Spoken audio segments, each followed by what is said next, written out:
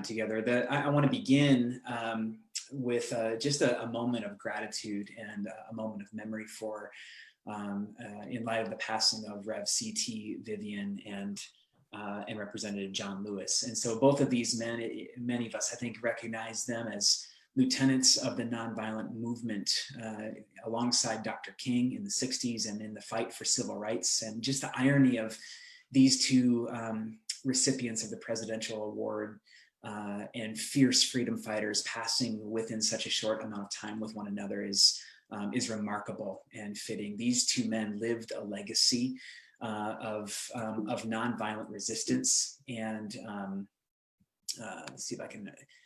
Here's them in a more contemporary space, and what I'm especially drawn to this morning as I think about Rep. John Lewis is his legacy of good trouble. He said frequently, get in good trouble, get in necessary trouble, and help redeem the soul of America. And so there's this idea that he had that a participation in the work of justice, and as a man of faith, and of course Rev. Vivian as well as men of faith, they understood that getting in good trouble and in the work of chasing justice and the work of restoration, that was actually not just a good idea, that was a central expression of their faith.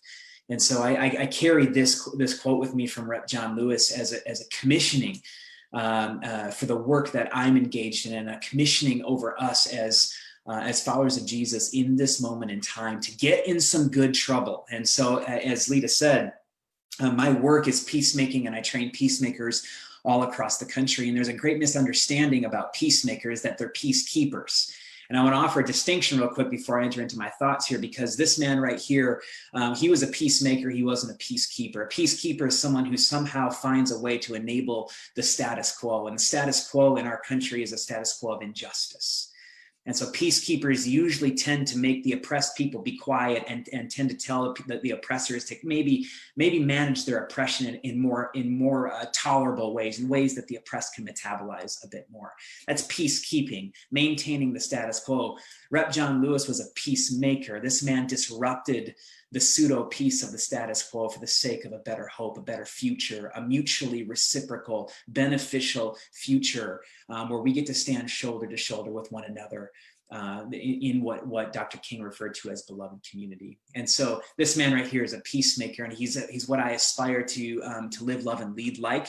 And I appreciated that much of his work, if not all of it, was rooted in his understanding of who Jesus was.